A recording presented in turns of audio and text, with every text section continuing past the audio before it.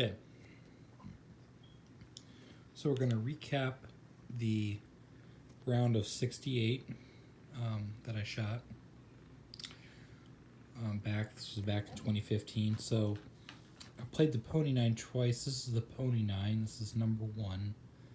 Kind of hit my drive down there, and then hit about a 6-iron in. And then I hit about a 20-footer. You could see kind of the line since it's early in the morning. And that was really got me off to a good start, just to kind of pause, because normally birding the first hole is not a big deal. Birding the first hole, that's a hard hole on the Pony 9, that first hole. I think this is probably the second hardest hole on that 9. So kind of getting off to that good start was really impressive. And then this hole is never too bad, number 2. I had a good birdie opportunity that I just barely missed. And then we're off to number 3. So I'm 1 under at this point.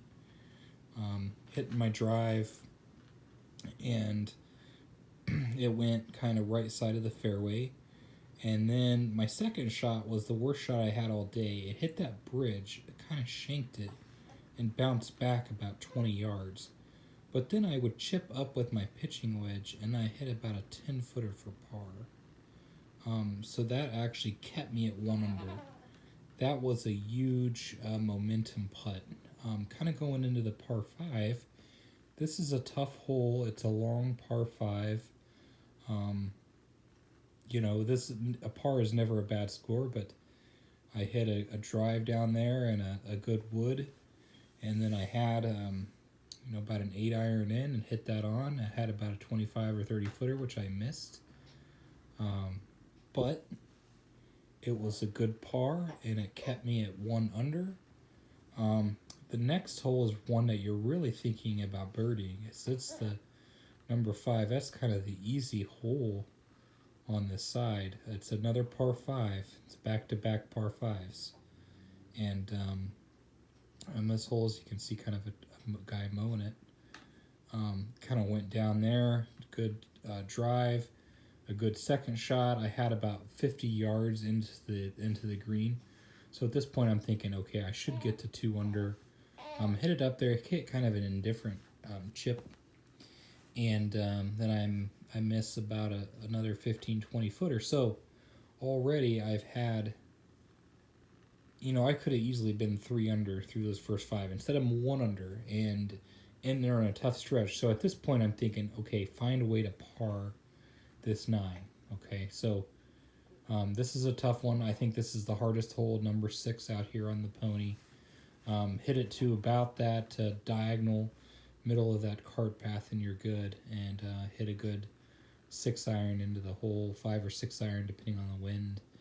And that hole I was actually short, so I missed that green. That was the first green I missed, and I chipped up and made about a 5-footer for par. So that was a big momentum save, kind of going into number 7.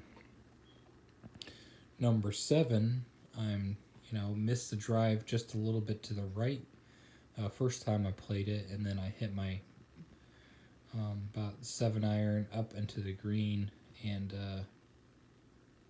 and then I missed the putt for birdie, but I had a birdie putt still. And number 8, this was kind of key as well. It's always a tricky shot, but I hit my drive or my wedge. Shouldn't say wedge, 8-iron, and then I had to 2-putt from about 50 feet, but it was a secure one to stay at 1 under. Then here's where all the action came. It's a short. This is actually one of the few par 4s I've ever eagled, but that wasn't this round. I was on the fairway. I hit it up a pitching wedge about a foot from the hole. So that I had just kind of hung in there, and I had kind of hung in that front 9. So that's through 9. Found a way to birdie number 1 and 9, and I was at 34 for that 9. So that was had a big momentum save at number 8 and number 6. I had kind of testers for par, so that was kind of key. All right.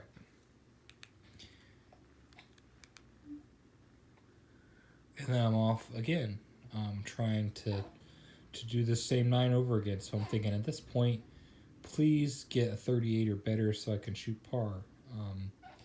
And I remember I birdied it the first time around. The second time, I hit another 2 good shots, but I was about 40 feet away, and I was fortunate to 2-putt, a little tricky. I almost bogeyed that the second time around, but I made the par. Number 2, again, I'm down there with about a 20-footer, but unfortunately do not make it. I remain at 2 under. So at this point, I'm at 2 under, and I'm thinking, okay, please, let's make a par here, because this hole has given me problems in the past. I do hit a drive way to the right, so it was actually the worst drive I probably had. So it's kind of interesting on this hole. It was like the hole that should have taken away that actually kind of helped me out. But I'm actually way over there to the right. If I can show you, I'll show you again. I'm actually way to the right. Yeah, right over there in that about 30 yards right in those trees. I actually kind of had a tree in my way, but I didn't. I hit over it, and I'm coming over that tree, and I hit it actually onto this green, and I had about a 15-footer again for birdie. This time, I pour it right in the heart, and that gets me to 3 under.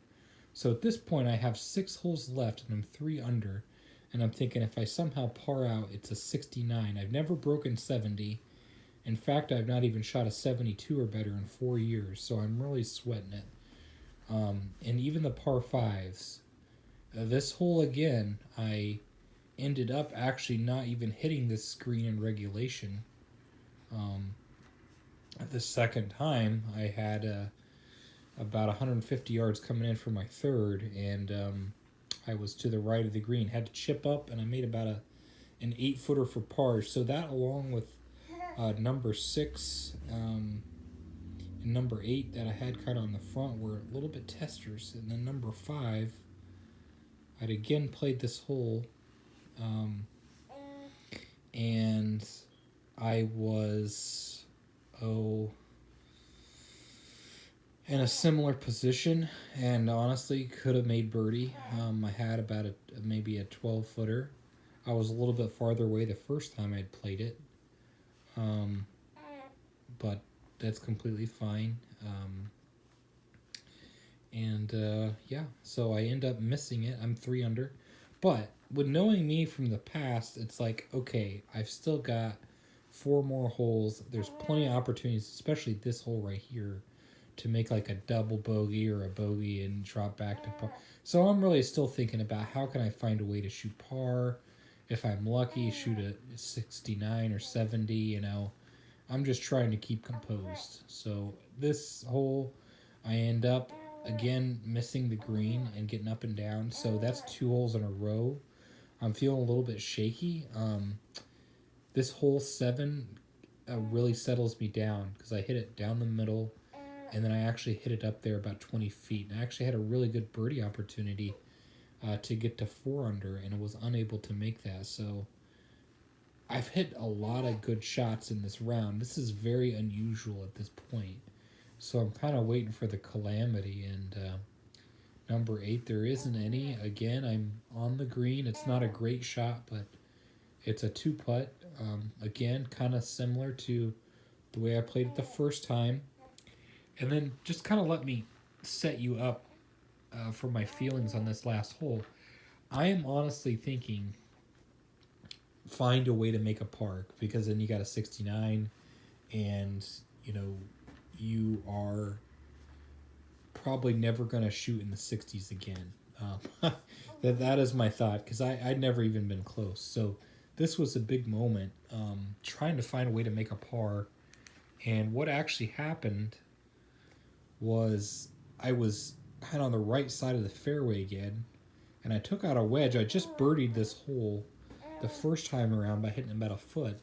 This time I hit it a little bit past that mark, and I was nervous, completely nervous, because I had about a 15-footer downhill If I can kind of bring back the... Let me go back. I had about a 15-footer downhill on that last hole. So as I go to number 9 here in a moment. And all I'm thinking is find a way to two-putt this. And I just put the purest stroke on that ball, on that number 9. So I find a way to stroke it pure. It goes in for the birdie. I've suddenly made a second birdie on that second 9. A matching 34. I go 34-34. It's a 68, and I had never even thought about shooting the 68 until the round was over. Right, Theo? So that was the 68, the famous 68 now. That was 4 under. The next best round was a 1 under par 71 out at Lafayette Municipal a long time ago. And then last year I did shoot a 71 at Black Squirrel and a 72 at Winchester. So I'm starting to see signs of coming back a little bit. But we'll see kind of what this year has in store.